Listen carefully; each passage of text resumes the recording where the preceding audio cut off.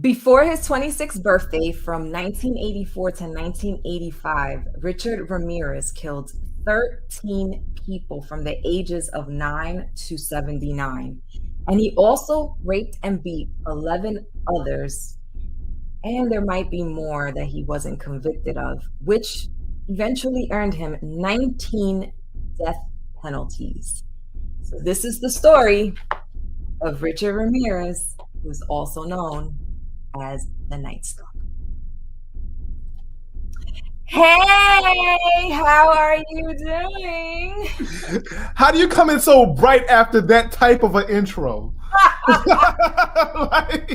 It's like he might have raped and beat everybody. Hey!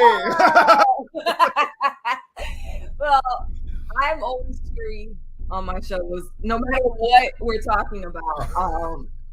For all of you tuning in for the first time, this is episode 6 of my brand new morning shows called Café con Leche, where we talk about pretty much anything that interests me, and that's pretty much everything. So today we're covering the story of Richard Ramirez, the Night Stalker. And he, to me, even though his killings only happened for a year, was probably the scariest serial killer ever to grace at least history while I've been alive, simply because, like I was telling you offline, Sonny, he had no MO, none. The victims were chosen randomly 100%, but he definitely went after anyone and everyone, and he didn't kill everybody that he went after. Oh my Lord. I mean, I have his entire story here from when he was born and everything that happened to him, and we're going to go through it. But before we get to it, a little introduction. My guest here, Mr. Sunny Midnight. Thank you for joining me. You've been on so many of my wrestling podcasts. So this is your first show up at my Café con Leche show. Let people know where they can find you. All his links are in the description as well. All right. You can find me at Midnight EXP 17 Universal. That is Twitter, Instagram, YouTube, the Chef Boyardee can, somewhere in SeaWorld. Like you can just find me anywhere. Xbox, PlayStation. I don't even have a PlayStation, but it's still there. So I'm gonna get it back too eventually. If you go to Pluto, the planet Pluto, it is also. Oh no, it's etched. I did it in cursive in the sand. Yeah, it's there. No excuses. It's universal. You can't make a mistake like I did a million times. It took me forever. and you happen to like I don't know what in the world happened today, what changed everything, because I was sitting here thinking we were about to talk about the moon and the stars, and all of a sudden you said Night Stalker. Like, wait. So we were a little side note, we were going to talk about the universe in this episode, but I have had this on my mind for so long. I'm like, I have to talk about it, and it's such like Why is the Night Stalker on your mind? What are you doing? I love serial killer documentaries. Tone run. He says it all the time. He's like, I don't know about you, because you watch a lot of killer stuff. He like legit told my sister that if something happens to him, it was me.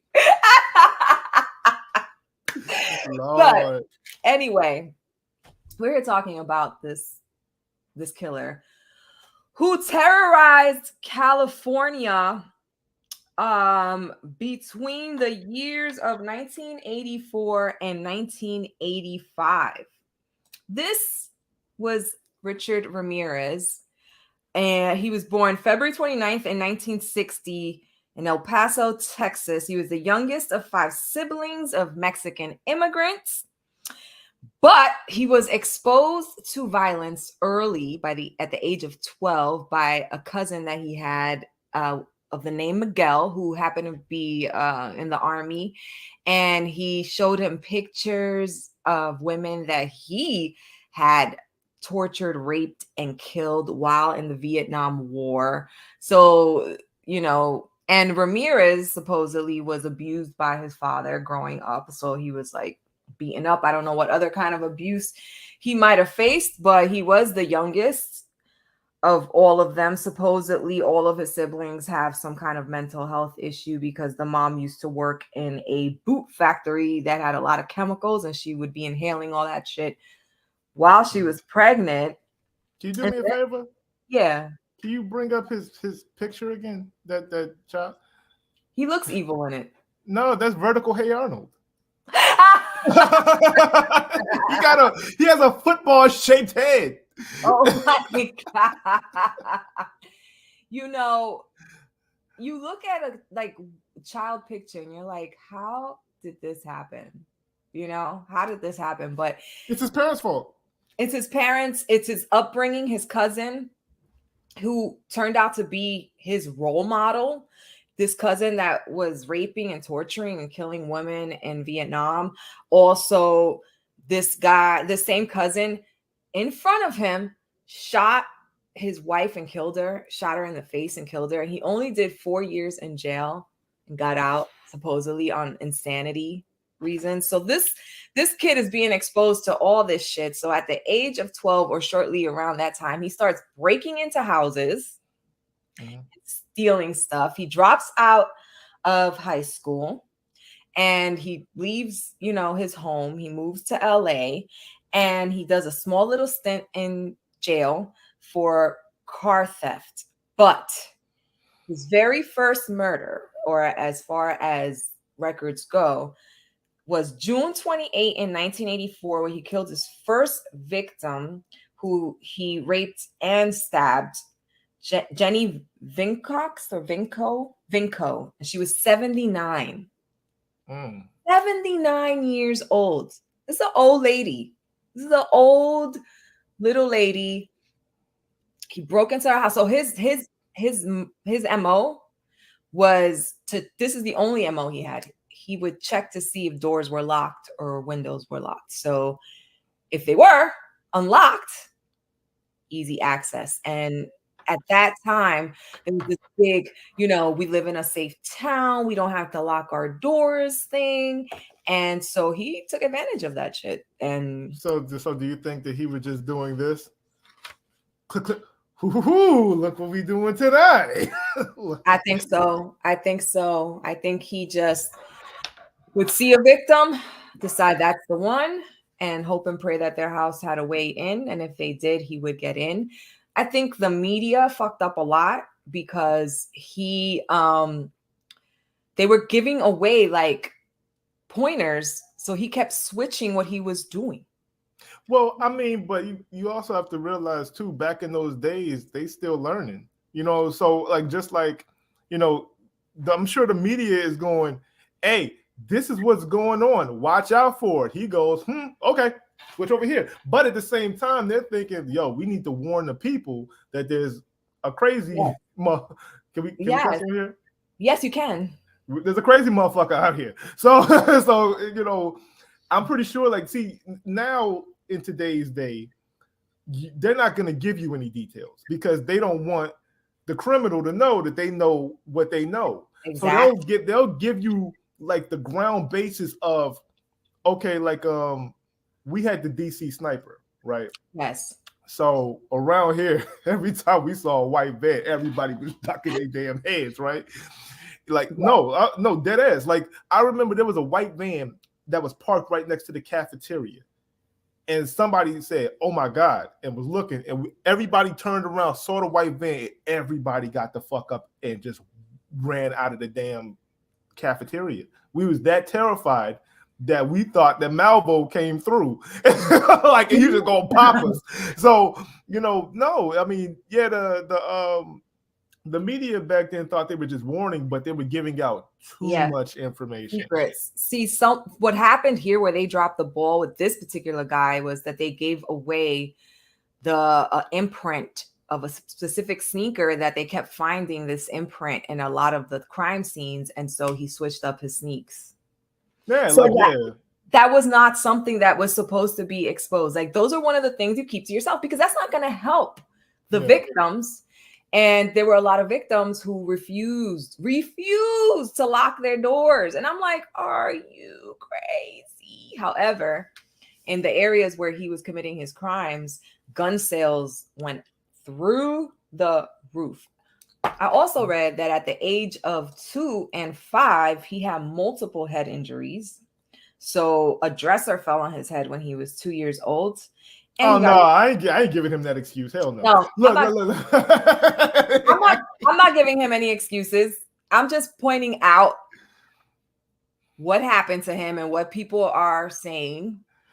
And no. I know what you're doing. No, that's fine. I'm just saying. I'm just telling the listening audience, we ain't running with that. Why? No. Because look, man, this won't sound terrible. My daughter had a habit of rolling on the bed when she was a baby, and for some reason, just kept rolling off that damn bed. Next, you could turn your back for 2 seconds. Boom! Oh my God! Like, and it's like, yo, she rolled off that bed so many times. If that was the case, she should have killed me by now. But she's the sweetest thing ever.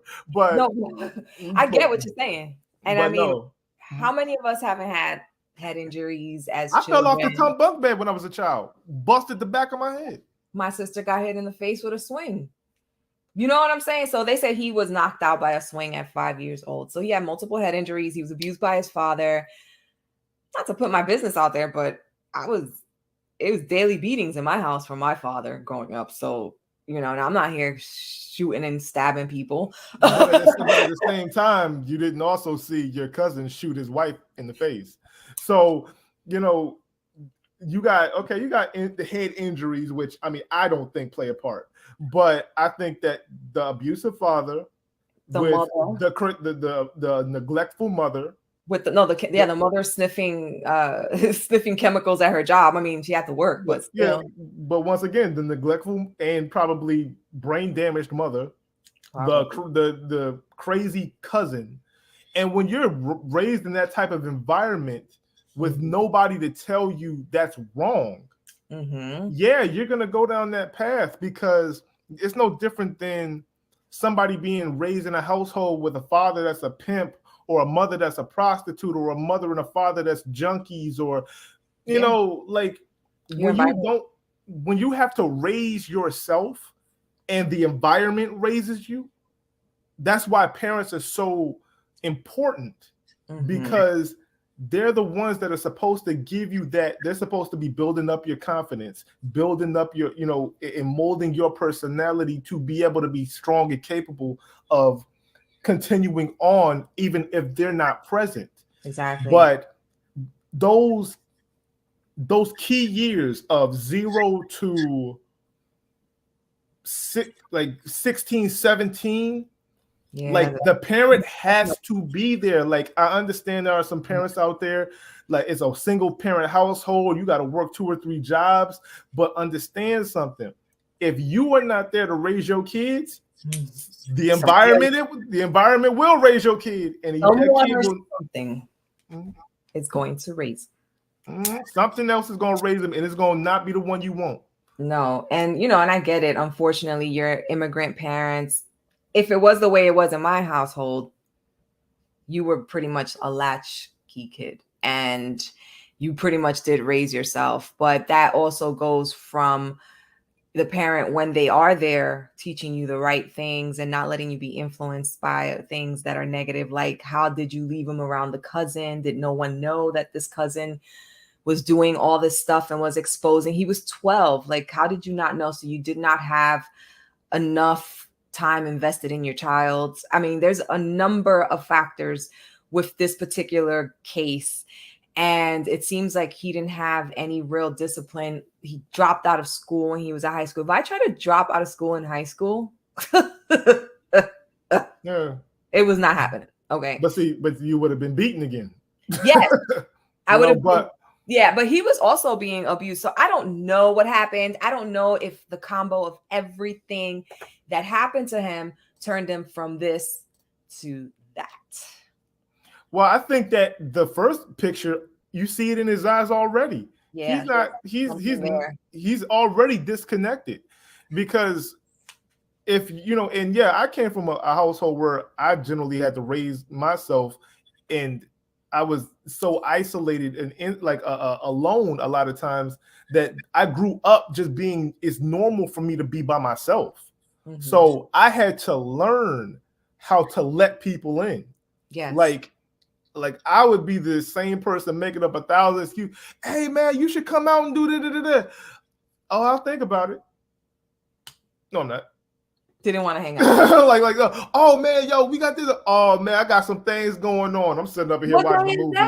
Yeah, I'm busy. Yeah, I'm busy, man. No, I literally told somebody, like, they were like, oh, yo, man, we got this joint going on. I said, oh, Joe, I'm busy. He's like, dude, I didn't even tell you when it was. I was like, oh, when is it? Yeah, but no, I said, yo, when is it? Dude, is this Saturday? Oh, yeah, my bad. I'm still busy. I still wasn't going. Like I said, yeah, well, he, you know, he was a loner. Never any conversations about any friends that he had or anything like that outside of that cousin influence. Like I said, this is how the people know him. If you want to know more about Ramirez, you should check out the Netflix documentary. It's a short docuseries called The Night Stalker. But yeah, and while he was in jail, he would draw these little satanic symbols on his body. Turns out that he would leave also like satanic symbols at his crime scene. He was a self-proclaimed Satanist. But while he was in jail, this motherfucker got married. We're going to expose who he married. Because people like this should be famous. So let's see. Where is she? So he married this chick called Doreen Leoy. Okay. She married him in 1996 and was married to him up until the time of his death in 2013. For years, she claimed that when he was put to death, she would then commit suicide. She's still here. She's still around. But what happens was, and I mean, this was like she was going to visit him. Like this was a relationship. What happened was that in 2009, he got convicted of raping and murdering a 9-year-old girl named May Leung. And when in 2009? In 2009. How you do that? He was in jail. It didn't come out until then. Oh. It happened back in the days, but it came out in 2009. Okay. And I think through DNA, because now DNA exists, they were able to prove that he was the rapist and the killer. So when this happened, she cut all ties with him and moved on in 2009. But I'm like, lady. So the 79-year-old woman he raped and murdered just didn't do it for her? Yeah, didn't matter. The minute that he supposedly did this to the 9-year-old girl, all of a sudden, that's not it. That was not what happened. What happened was that story came out. Everybody that was around her said, or that was already telling her she was out of her damn mind, said, yo, really? And she goes, I can't deal with all these people looking at me crazy no more. I give it up. I give up. But guess what? You know what brought her to the dance? Loneliness.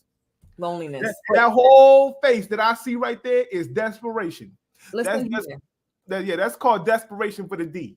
Desperation for the D. And I mean, you had to go to a serial killer to get the D. You couldn't find somebody.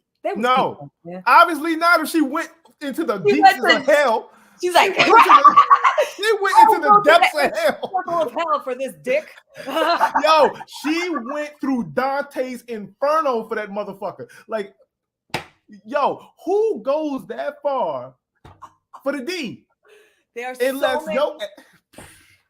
so many women. And you know why? I also know why too. She knew he couldn't cheat on her because he locked the fuck up. He couldn't kill her, right? Because they're safe behind. I mean, what kind of mental do you have to say, this the guy that I want to marry? Oh my God. I don't even want to know what that sex talk sounded like. No, ew. Ooh, my head. Ooh, this is what she was looking at. You didn't have to throw that motherfucker's face in my face. I'm gonna leave his picture up while I read everything he was convicted for. Ready? Go ahead. He was convicted on 13 counts of murder, 5 attempted counts of murder, 11 counts of sexual assaults, 14 counts of burglary, and he was sentenced to 19 death sentences. And there was believed to be more crimes, murders, and rapes, but he never got accused of them. And that motherfucker didn't even live long enough to see the death penalty, brought to him, because he died June 7th of 2013 of B-cell lymphoma while awaiting in death row. So wait, how old was he?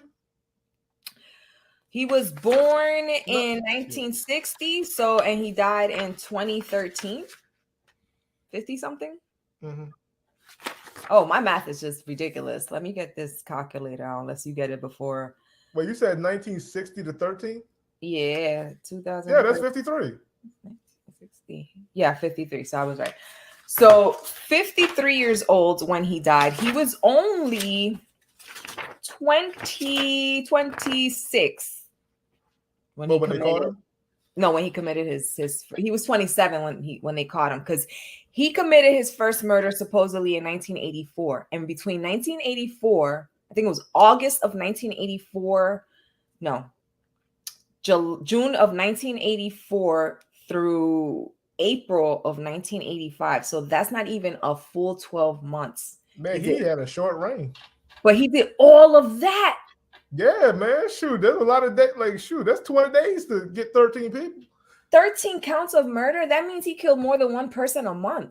Yeah. And here's a little scary note. Have you heard of the Cecil Hotel? No.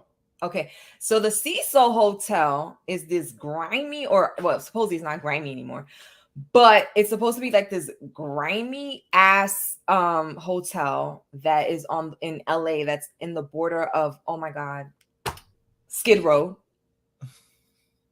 It's right there. It's right next to Skid Row. And it was said that he had stayed at this hotel periodically during his crime spree. A lot of people went missing in that hotel. A lot of people died there. And it was said that he might have committed even crimes in that hotel. And it's scary because a couple of years later, Netflix threw out a documentary called The Vanishing at the Cecil Hotel. And it was regarding this Asian woman named Alyssa Lam. So if you haven't checked out that documentary, I suggest you do. I will be doing one of these on her and the Cecil Hotel, because that story was out of this world. But anyway, this is the story of the Night Stalker. Of course, it goes deeper. There's a lot of more information, and I really, really, really recommend watching the Night Stalker on Netflix. I think it's about 4 episodes. I ate it up, and I've watched it about 5 times. I know, because you wanted to come here and talk about it. See, you know what? So, I mean, you know what? I think that, but see, that's how you know he was insane, because the psychological killers that go longer are the ones that are very meticulous. They know they know where, how, when to do it, how to change up the method, and that's how they'll go for years and years without being caught. He was so insane, he didn't give a fuck. And he was just like, yo, I need it. Give it to me. Oh, yes. He just wanted what he wanted. I mean, and he got what he got. Yes. He got jail. Unfortunately, how do you give somebody 19 death sentences? You can't kill him 19 times. Like, give him one. You're gonna have they're gonna have the doctors on the side waiting to resuscitate him 18 times. How you gonna electrocute him and then electrocute him to bring him back to life and then Bring him back. electrocute him again? Like, Sentence number 2. I mean, I know it's ridiculous, but I guess it's like there's no way you're getting away from a death sentence because you have 19. So if 3 of those get disputed and they go away, you still got 16 more to go. they can disprove 18 of those, and you still got one waiting for you. So I think that's why they were just like, give it to him, like just put them on, pile them on. So there's absolutely no way on earth this guy can ever step foot outside.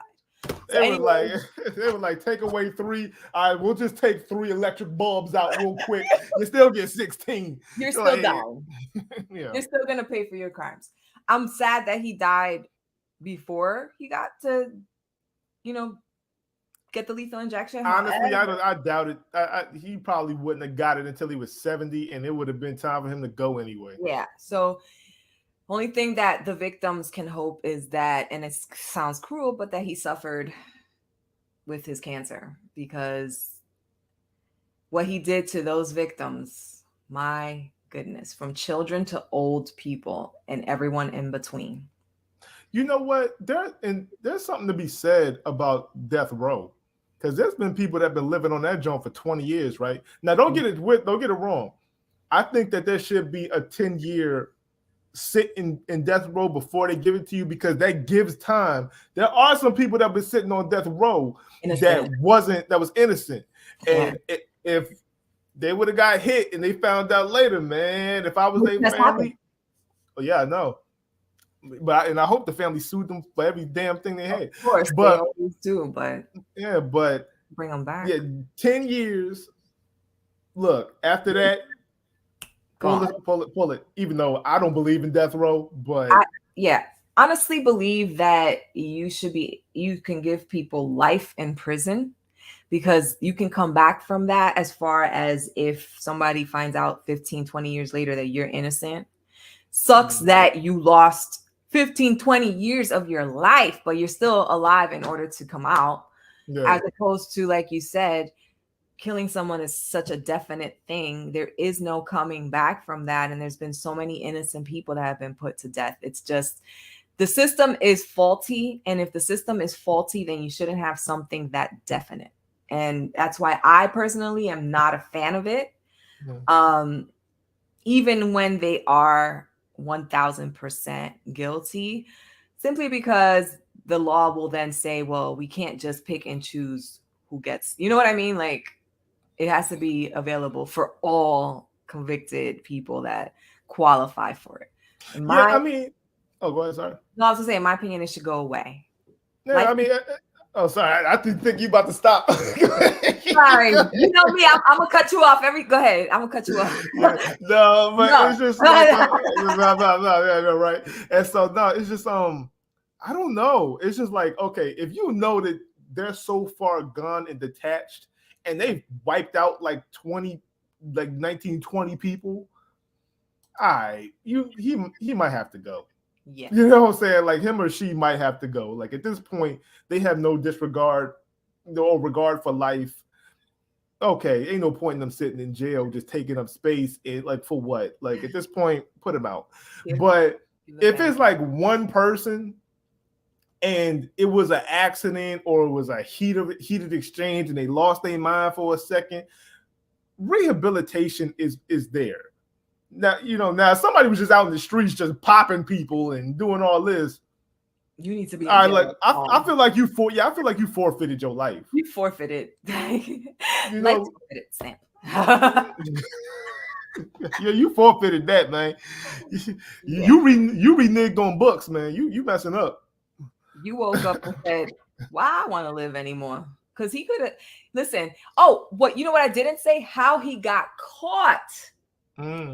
So through a fingerprint due to him having been arrested when he was younger, his stuff was in the system. Through a fingerprint, they were able to identify him, and they put out his picture and his name. And 6 days after that happened, some guy recognized him and started chasing him. He started trying to run away. And then the people in the town who saw him and recognized him, they all came together, and the town whooped his ass and held him I there. did see that on a TV show because I saw him like he was walking down the joint. They all recognized him and they beat the dog shit out of him. And I was like, there you go. When he got picked up by the police, he had a wrapping around his head and around his jaw like that because they had whooped his fucking ass. And that's how Richard Ramirez, the Night Stalker, was caught, and his reign of terror came to an end. But honestly, I feel like there needs to be more street justice. Like I feel like if you hurt somebody in the community purposely, you like that family should be allowed to whoop your ass. That's what I was gonna say. That like sorry, go ahead. Yeah, like, but no, they should be out. Like, they have to like tie their hands behind their back and just let. Yeah, see, look at you, Tom, run anyway. But look, yo, you see that? What you? Were you Captain Planet with the green nuts? Captain Planet. Yep. So, just gonna punch the ozone layer out of somebody. Huh? I'm just saying, when someone has killed 20 people, give all of the family members a bat, put him in a room tied up so he can't attack back, and let everybody come in there and get free swing.